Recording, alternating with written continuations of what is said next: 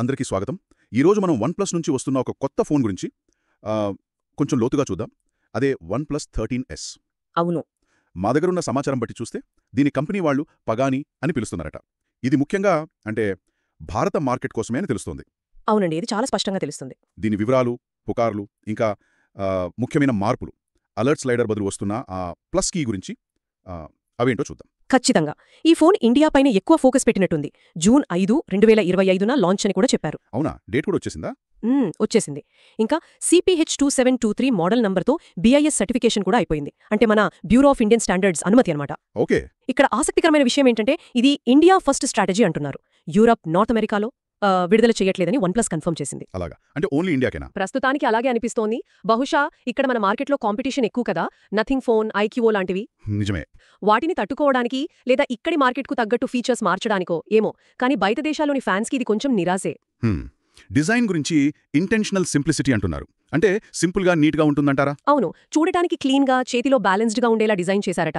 8.15 మందం, బరువు కూడా 185 గ్రాములే. ఓ, లైట్ వెయిట్ అనమాట. అంతే. 50.50 వెయిట్ డిస్ట్రిబ్యూషన్ అంటున్నారు. అంటే ఒక చేతో వాడటానికి ఈజీగా ఉంటుంది. రంగుల విషయానికొస్తే బ్లాక్ వెల్వెట్, పింక్ సాటిన్తో పాటు ఇండియా కోసం స్పెషల్గా గ్రీన్ సిల్క్. గ్రీన్ సిల్కా? బాగుంది పేరు. వెల్వెట్ గ్లాస్ ఫినిష్ అంటున్నారు. మరి ఆ ప్లస్ కీ సంగతేంటి? అలర్ట్ స్లైడర్ అంటే చాలా మందికి ఇష్టం కదా, దాన్ని తీసేస్తే ఎలా? ఈ కొత్త బటన్ అంత యూస్ఫుల్ అంటారా? అది మంచి పాయింట్. అలర్ట్ స్లైడర్ అంటే జస్ట్ సౌండ్ మోడ్స్ మార్చడానికే. కానీ ఈ ప్లస్ కీ, దీన్ని మనం సెట్ చేసుకోవచ్చట. ఎలాగా? అంటే కెమెరా ఓపెన్ చేయడానికి, లేదా ఏదైనా యాప్ లాంచ్ చేయడానికి, ఇంకా AI టూల్స్ కోసం కూడా. ఇది ఎంత ప్రాక్టికల్గా ఉంటుందో చూడాలి మరి. సరే, మరి పర్ఫార్మెన్స్ సంగతేంటి? ప్రాసెసర్ ఏముంది? ఆ విషయంలో క్లారిటీ ఉంది.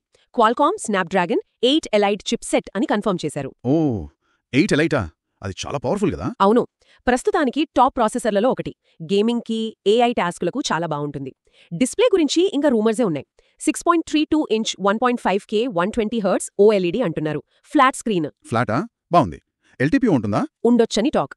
అదే నిజమైతే బ్యాటరీ సేవ్ అవుతుంది. ఇంకా హీటింగ్ కంట్రోల్ కోసం 4400mm² వేపర్ ఛాంబర్, కనెక్టివిటీ కోసం 11 యాంటెనాలు, G1 వైఫై చిప్, మన దగ్గర 5.5G సపోర్ట్, ఇవన్నీ కన్ఫర్మ్ అయ్యాయి. బానే ఉన్నాయి ఫీచర్స్. IP రేటింగ్ ఏంటి? అక్కడ కొంచెం డౌన్గ్రేడ్. IP65 అని రూమర్. అంటే దుమ్ము, వాటర్ స్ప్లాషెస్ నుంచి ప్రొటెక్షన్ ఉంటుంది, కానీ IP68 లాగా నీళ్లలో ముంచినా ఏం కాదు అని అంత లేదు.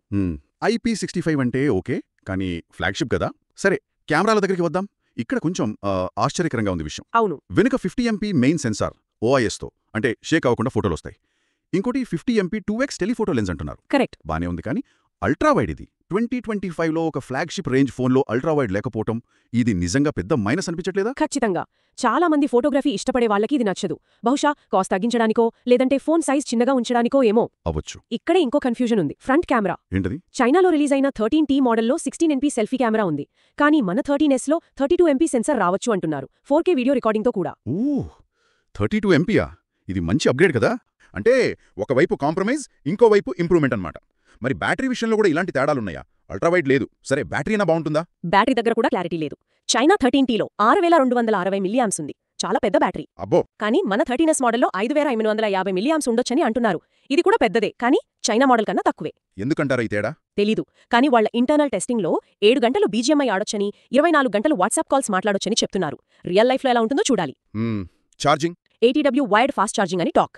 కొన్ని చోట్ల 90W అని కూడా అంటున్నారు. కానీ ఇక్కడ ఇంకో మైనస్ ఉంది. వైర్లెస్ ఛార్జింగ్ లేదు. ఓ నో, వైర్లెస్ ఛార్జింగ్ కూడా లేదా? అంటే ఈ ఫోన్లో కొన్ని ప్రీమియం ఫీచర్లు కావాలనే తీసేస్తున్నారన్నమాట. సాఫ్ట్వేర్, ర్యామ్ సంగతేంటి? సాఫ్ట్వేర్ అయితే లేటెస్ట్ ఉంటుంది. Oxygen OS 15, Android 15 based. AI features కూడా ఇంప్రూవ్ చేశారని చెప్పారు. ర్యామ్ స్టోరేజ్ విషయానికొస్తే చైనా 13Tలో 16GB 1TB దాకా ఉంది. ఓకే. కానీ ఇండియాలో 13S బహుశా 12GB ర్యామ్, 512GB స్టోరేజ్తో ఆగిపోవచ్చని అంటున్నారు. దీని మీద ఇంకా కన్ఫర్మేషన్ రాలేదు. అన్నీ చూస్తే ఇండియాలో ధర సుమారు 40,000 నుంచి 50,000 మధ్య ఉండొచ్చని అనుకుంటున్నారు. అంటే మంచి ప్రాసెసర్, డీసెంట్ డిజైన్, పెద్ద బ్యాటరీ, ఫాస్ట్ ఛార్జింగ్ కావాలి. కానీ అల్ట్రావైడ్, వైర్లెస్ ఛార్జింగ్, IP68 లేకపోయినా పర్లేదు అనుకునే వాళ్ళకి ఇది ఓకేనా? ముఖ్యంగా ఆ అలర్ట్ స్లైడర్ తీసేసి ఈ ప్లస్ కీ అంటున్నారు కదా, అది ఎంతవరకు వర్కౌట్ అవుతుంది? ఇదే అసలు పాయింట్. OnePlus 13S ఒక ఇంట్రెస్టింగ్ ఎక్స్పెరిమెంట్లా ఉంది.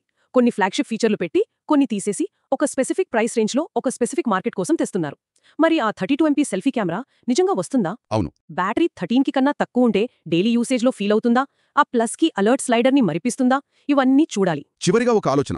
ఈ 40-50 వేల రేంజ్లో చాలా పోటీ ఉంది కదా. Samsung FE series, nothing, IQ flagships. వీటి మధ్యలో నిలబడి కస్టమర్స్ ఈ కాంప్రమైజెస్ని యాక్సెప్ట్ చేస్తారా? అదే ప్రశ్న. ఇది రీజనల్ మార్కెట్స్కి తగ్గట్టు ఫ్లాగ్షిప్లను మార్చే OnePlus కొత్త స్ట్రాటజీకి స్టార్టింగ్ పాయింట్ అవుతుందా దీని సక్సెస్? బహుశా భవిష్యత్తులో ఇలాంటి మరిన్ని ఫోన్లకు దారితీస్తుందేమో. చూడాలి మరి ఏం జరుగుతుందో.